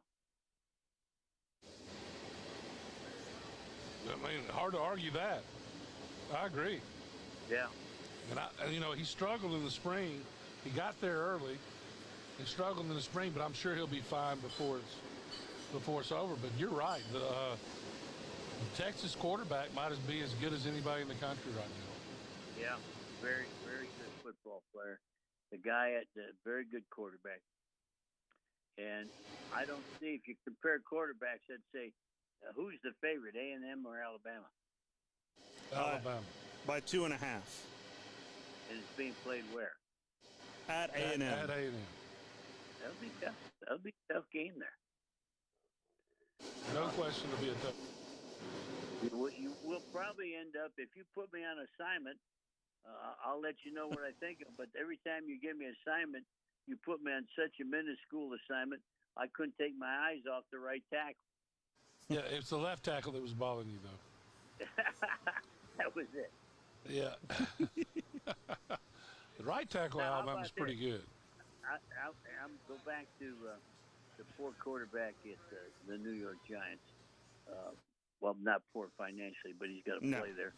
Yeah. And I should give the kid a draw. It's 3rd and 6, run a draw. And I thought of Wes. If the guy's in Wes's A gap, he makes a U call, and the guard comes down on the nose offset to him, and Wes pulls up through there on the backer, and the draw slows down everything. No question, because you can imagine if you were sitting in that stadium, and here comes Wes on a step around with a U call with a down block by the guard, and now the back comes it up in there. Why won't they do that to help these people? Yeah, I don't get. So I remember when Alabama played Hawaii in Tuscaloosa. Oh yeah. You were the defensive coordinator. We gave up 19 yards the second half, and I was back. And Gene Jones was the was the offensive coordinator and head coach, I think. And they would run if you sacked the quarterback or came close to sacking the quarterback, the next play was a draw or a screen. Yeah. And it worked every time against Alabama. Every time. And you were brought up with me that same way. Yeah, I mean, the sprint draw, which is not there anymore, because half the reason that it's not there is because everybody's in the shotgun. Yep. And so what the quarterback would do, and that would be half the play action. He would turn his back and act like he was dropping, and he either handed it off or didn't hand it off. But that was, if he faked the handoff, those linebackers, after you run it 2 or 3 times, and the guy's coming and planted him, the offensive line's coming, hesitated, act like it's, he's set like it's a pass. Guard comes down on the nose guard. You loop around depending on where he's lined up. And so you're hauling butt to the linebacker. He has to make a decision of what he wants to do. Yep. And if you get under him any way he goes, it's not good. Well, what I say is take him where he wants to go when he's wrong. If you push him outside, we're going to cut inside. If you take him down inside, the back's going to read you. Yeah, it doesn't matter. If you have a good back, it's a big play. Unless the only thing he can do is come flying up Well, that's when you pull it and throw it over his head. Yeah. Behind him. So that's how it creates a whole bunch of plays. Yeah. Remember with the Oilers, I'd put in Alan Pinkett, and everybody on the team would say, draw. So we'd throw a screen. Yeah. The next time they come out with that, I'd put in Alan Pinkett, only on long down, guy out of Notre Dame. And they'd always screen, and we'd run the draw. So I said to Warren Moon, my only goal on third down is that you end up on the play standing on your 2 feet with nobody touching you. Well, I don't see that anymore. I'm trying to find that somewhere. I can't find that anymore. Talking to Coach Jerry Glanville right now on the Neighbors Wealth Management Hotline. The thing about Burrow is he's hurt. He's not 100%. Yeah. Well, Coach, I wanted to ask you, from what you see and coaching-wise, how good are these coaches that you see, NFL or college? How much good coaching is out there across the board? Well, here's what I see in coaching. I never watch a game that I'm not coaching against whoever's running. I see offenses where they do nothing. They give you no problems. They got a slot one side, tight end wide. There's no problems. You can cover that in your sleep. Just go play. But then I see San Francisco's offense, the Philadelphia Eagles offense. This is going to shock you. The Detroit Lions offense and the Kansas City Chiefs offense. They do things that nobody else does, that you've got to be a better coach when you play those people. I don't know of anybody else that I would miss. I'd tell Wes to get us a milkshake. We'll go home and go to bed. If you're playing those 4 people, Wes, you're sleeping in the office. Yeah, that's the truth. And I've got Detroit just about figured out. And if you get a chance to watch them Thursday, they play who they play Thursday? The Packers? They have the Panthers on. West. I think the guards will take me to what's happening. But I don't know that yet. I've got to have more film on it. But if I follow the tailback or follow the quarterback, I'm not going to end up where the play ends up, but that guard will take me to the play. So take a look. You being an old center guard, I was going to move you full-time to guard, but you wouldn't let you wouldn't let the ball get out of your hands, so I kept you at center.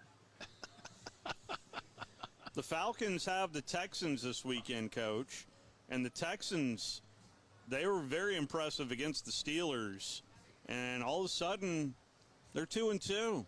The Houston Texans under some guy named DeMeco Ryans. Is that where Stroud is, the Ohio State? Yes, sir. Yes, sir.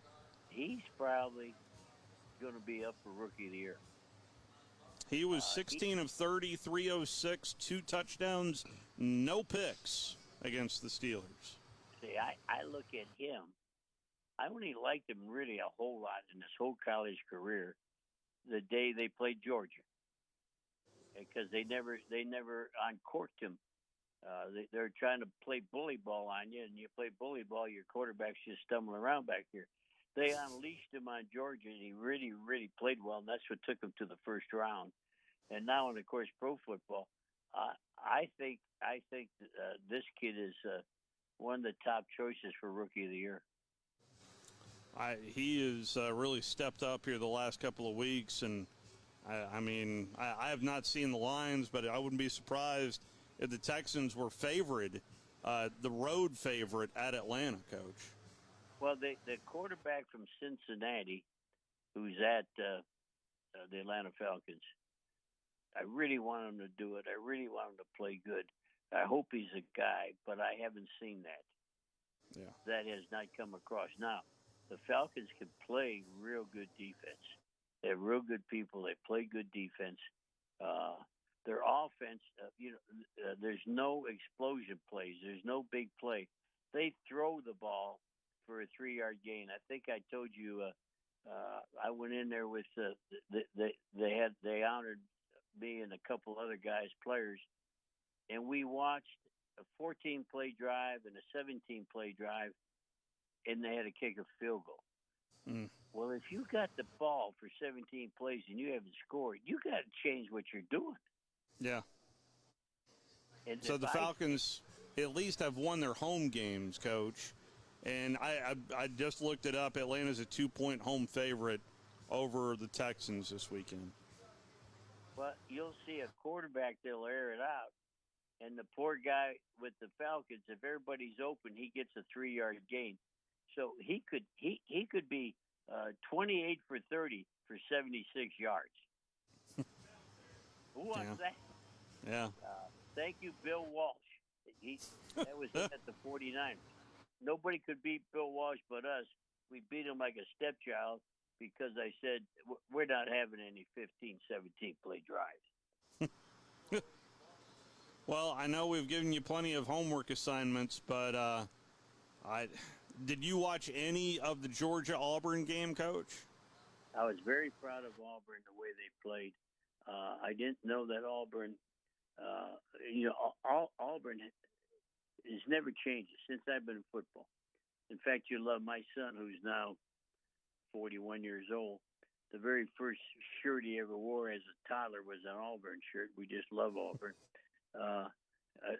And they always play good. And you talk about, well, they don't have the 5-star. They don't have this. And they didn't beat Alabama. But when you line up and play them, they always make you proud how hard they play. And that's been me since I guess I started coaching against them in 1968. Is when they had a great big back. I think he went to the Giants. Tucker Frederickson, you remember him? Oh yeah. I walked absolutely. down in pregame warm-up and looked at him, Wes, and I went back and said, "We don't have a defensive lineman as big as this guy that's running." He was the hoss. Stephen Davis was another guy that was really, really good. Didn't Tucker Frederickson go to was it the Giants or the Jets? Giants. I think you're talking about Stephen Davis. Really? Yes, but I'm not 100%. Maybe not. And then I coached against that quarterback. He won the Heisman Trophy. He became a coach there at some small school in Alabama. And he threw the bomb to that little redhead, very short redhead wide receiver that went to the 49. Coach, that's Beasley and goodness. I will tell you, Coach Glanville, that Tucker Frederickson was the first overall pick of the NFL draft in the 1965 draft, drafted by the New York Giants from Auburn. Yep, he's absolutely right. But spot on. Punch, Wes, and that was when I cut you.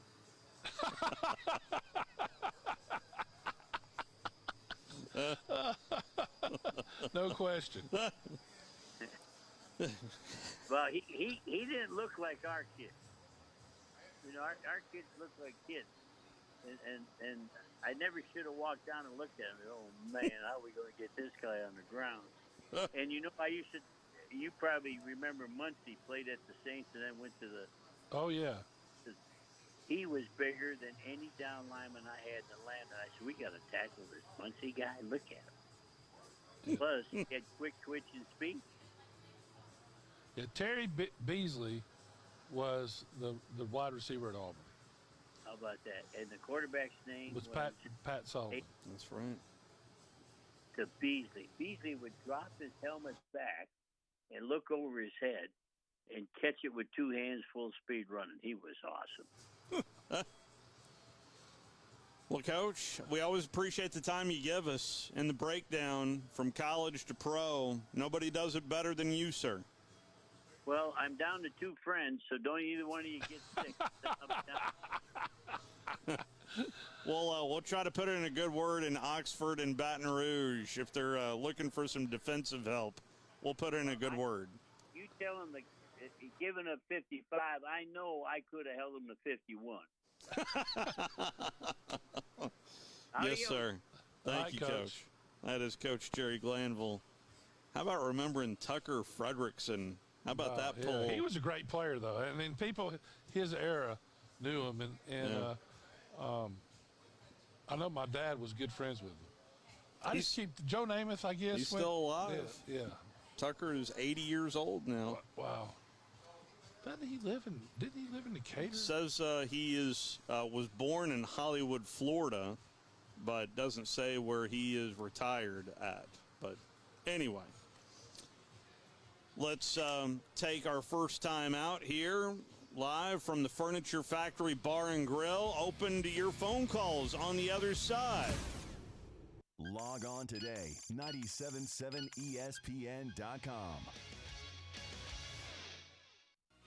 You're listening to The Drive with Wes Neighbors and Steve Moulton on 97.7 ESPN The Zone.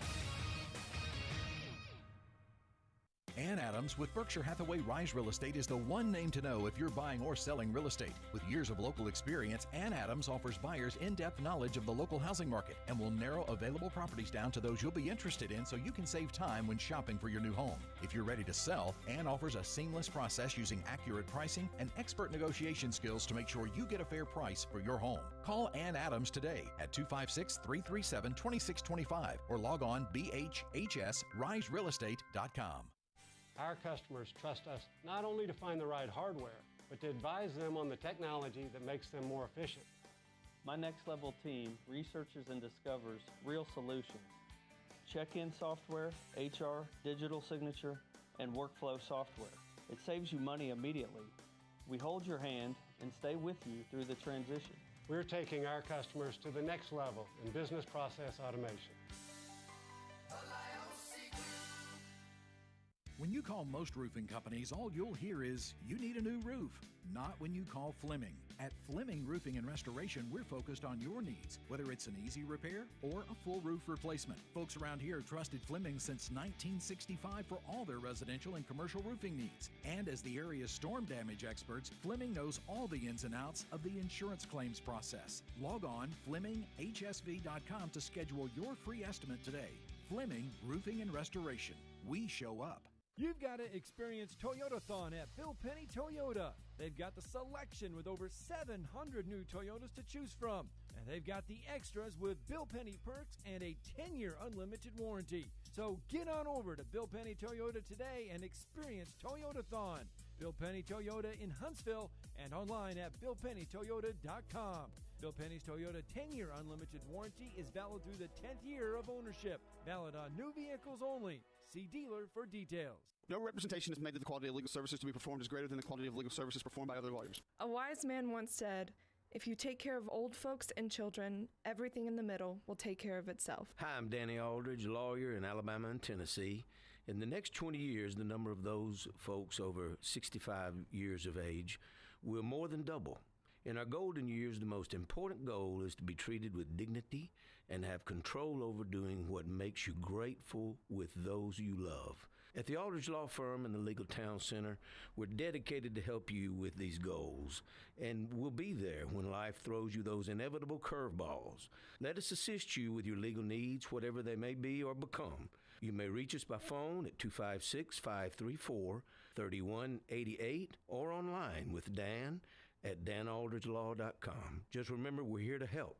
Whether it's personal injury, wrongful death, fraud and cheat, or estate planning made complete, we're here to help.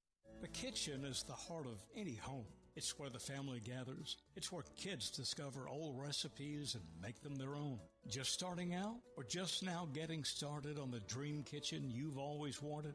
I'm Chris Haygood, and from all of us here at Bob Wallace Appliance to the home builders and the homeowners of the Huntsville area, a heartfelt thank you for buying local. We're in Huntsville, Florence, and Coleman, and online at bobwallaceappliance.com.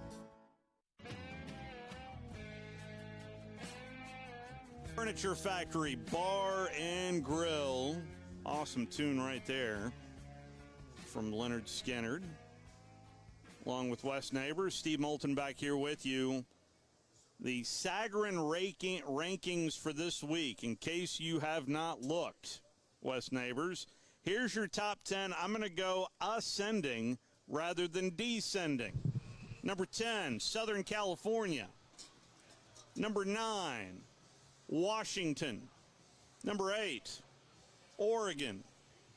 Number 7, the Georgia Bulldogs. Number 6, Oklahoma. Number 5, Texas. Number 4, Penn State. Number 3, Michigan. Number 2, Ohio State. I'm sorry, the Ohio State University. Number 1, the University of Alabama. How can that be? Let me ask you a question. So, it is tight. I mean, rankings-wise. So, it's by can we get, is there anybody we can get on to explain that I to reached out to Jeff. He has not responded to me. Is he still alive? I assume. Might be. I assume so. You need to Google that. That'd be a shame if I'm emailing. I assume Jeff is still around, but I don't know the answer to that question. But I will tell you also, in terms of rankings by conference, where did that go? The conference rankings by Sagarin looks like this. Number 1 is the SEC Western Division, followed by the Big Ten East. Then the Pac-12 checks in at number 3. Then it's the SEC East. Then the Big 12, followed by the ACC. So, but if I flip over to the ESPN College Football Power Index, this has given me some different numbers in terms of teams that they think on their computer of making, they're calling it a wide open playoff race. Best chance to make the college football playoff resides in the Big Ten, according to the College Football Power Index from ESPN, at 90%. They have a 19% probability of putting in multiple teams into this final 4-team playoff. The next conference is the Big 12 at 89%, conceivably with the winner of the Texas-Oklahoma game this weekend in the driver's seat. The Pac-12 at 71%. Then the SEC at 62%. Yeah. For a team, not 2 teams, a team. Yeah, well, the Big Ten's going to, they're going to get at least 1 in, if not 2, because that's just, they got the committee now for however they got a hold of it. I'm not sure. Because I didn't think anybody gets beat by 21 at home should not be in the college football playoff. Just saying. I mean, that's just ridiculous. Right? There is no argument for that. Yeah, there you go. So, but I think I just don't, so the Sarrigan rankings has always been my favorite rankings. Yeah. But it's hard to justify that ranking. I don't like it. And I played there. I love the school. But they're not the number 1 team. There's no way. Michigan looks really good. But Alabama should be in the top 10. And I don't understand. The strength of schedule, at least according to Jeff, who I hope is still with us. Yeah, I'm looking. He didn't say he 7th is their strength of schedule in the country, followed by Ohio State, whose strength of schedule is 63rd. Michigan is 78th. Penn State is 34th. Texas is at 15. Oklahoma's is 60th. This is strength of schedule rankings. Georgia's is at 98. This is after they played Auburn. Oregon's strength of schedule is 103. Washington's is at 40. And Southern California, who just went into mighty Colorado, their strength of schedule is 99th. Yeah. And that is going to change. So. Oh yeah. So that's a lot of football. So what is Texas' strength of schedule? 15th. And Alabama's is 7th.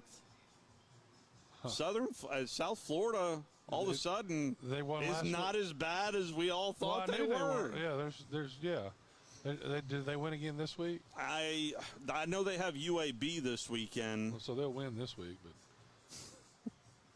but. Oh, let me double check that while we talk to Bryce. You can call in too, 256-576-4977. How are you, Bryce? I'm fine. Steve, who got beat at home by 21?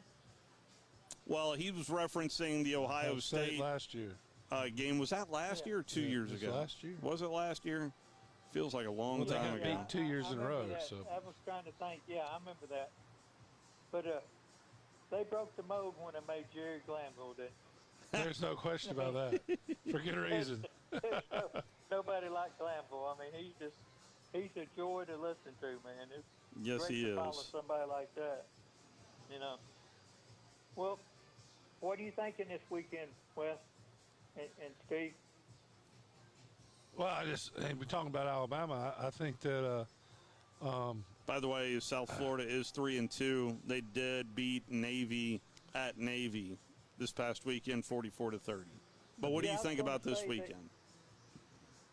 Well, so just like I said earlier, I think that this is the best defensive. This defensive line is as good as Texas. Back end's not as good, but if Alabama's able to run the ball and no turnovers, they're going to be hard to beat because their defense is so good. Yeah. But Texas A&M's going to score some points. You can count on that. And so, it needs more to be, than 10? Yeah, I think they'll score more than 10. It's there. It's the lane line. It's there. We're calling that the lane line, so, 10. So special teams and, Mississippi State scored 17. I know. So, that's why it's the lane line. Yeah, but on the road, I think Alabama's going to have to score 30 points to win and win the kicking game and don't turn the ball over, and Alabama's a tough out. It'll be hard to beat Alabama. That's where I'm at too, Wes. Yeah. That's So where it's I'm at. but this is to me the second hardest game left. If Alabama can beat Texas A&M, they are capable of winning the Southeastern Conference at Texas A&M. There's no question about that. And I've never veered from that ever. Yeah. I've always thought they would have a shot. But I say that to also say this defense is elite. No, there's no question. I don't know. What are they ranked in the nation? Do you know? I will. So they're. So what statistic do you dive? Is it yards or points, or is there a QBR for defense that you look at? I kind of look at all of them as far as it's kind of a measure of the defense is yards, points, and because yards doesn't matter anymore as much as points. Yeah. But how many points are the one touchdown against Texas was at the 1 foot line. Mm-hmm. So it's technically against the defense, but I mean it was right there. So yeah. Not turn the ball over and cause some turnovers. I think we can make Johnson turn the ball over. I do too. They're going to have trouble blocking us. There's no question about that. It's just are we going to be able to block them? Are we going to let them? We haven't played well on the road. Last week was probably the best we played. Being on the road 2 weeks in a row, it does affect a team. There's no doubt about that. This is the hardest game besides LSU we're going to play, and we'll know more about Alabama after this game. Well, and another thing is in our favor. I love this line that everybody's putting their money on the Aggies. Well, I mean, Alabama's still favored, so yeah. Well, that's what I'm saying. Yeah, I mean, it went from 5 to 2. I thought I saw it open. I was looking. I thought it was at 6.5. I don't know if I'd be betting on this Bama It team. opened at 5. As good as they are, there is still some inconsistencies at times I agree. that would just make me go, I'm going to watch it, but in terms of putting my money on it, I don't know about that. John Merrill's on. That's who you need to listen to. He's pretty hot right now. Yeah, Steve Merrill. Steve Merrill. Steve and John. Yeah. I think John Merrill was Secretary of State. The way I'm looking at it, guys, is Jace is from there, and Melrose right down the road. I would think they want to show out for their. Yeah, nobody blocks anybody. It doesn't matter. So scoring defense, Texas A&M ranks 32nd in the country, and Alabama ranks 17th in the country in scoring defense. Bama's giving up on average 13.5 points a game. Texas ATM, you're welcome, Drew, is averaging 17.75 points per game. And Alabama's had a lot harder schedule because there's no question about that. Texas is tied for 12th, by the way. Yeah, I'll just go back to what I said earlier. It's 2 years ago, special teams and sacks got us beat in this game. Even though we scored enough points to win, that was key in the game. Yeah, they had us really. The last 2 years, we have not stopped them effectively on defense. I think that's easy to say. Also, they've got big plays after big play on Alabama the last 2 years. Almost won again last year. In Milroe's first start, he had 3 turnovers in the game. They were big turnovers. He also made some really good plays also in that game. But Alabama, the second half, was not very consistent. They had trouble in the fourth quarter last year. We haven't seen that except in the Texas game, so it's going to be interesting to watch if Alabama can play 4 quarters and be don't turn the ball over and don't get beat on special teams. I think Alabama will win this game. Bryce, and cover. Bryce, we appreciate the phone call, sir. Always good to hear from you. By the way, your top scoring defense in the country, that belongs to Michigan. Their average giving up 5.75 points per game. That's followed by Ohio State, who's giving up on average 8.5 points per game. Your top scoring defense in the SEC comes in on number 9 on the countdown, if I can do my Casey Kasem. That would be the Georgia Bulldogs. Who have they played? I hear you. Who have they played? 11.25 points per game for the Georgia defense.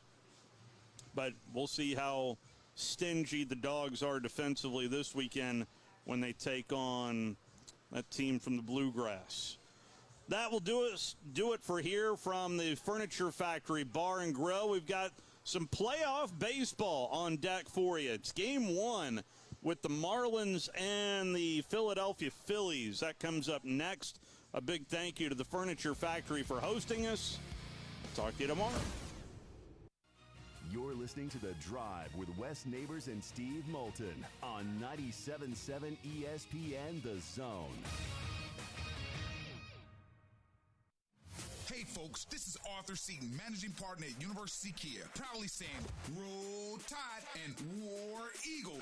Stop into University Kia today and shop one of the area's largest selection of new Kias, including Fortes, Seltos, Telluride, and Popular Carnival, and fully electric EV6. View all the great specials at University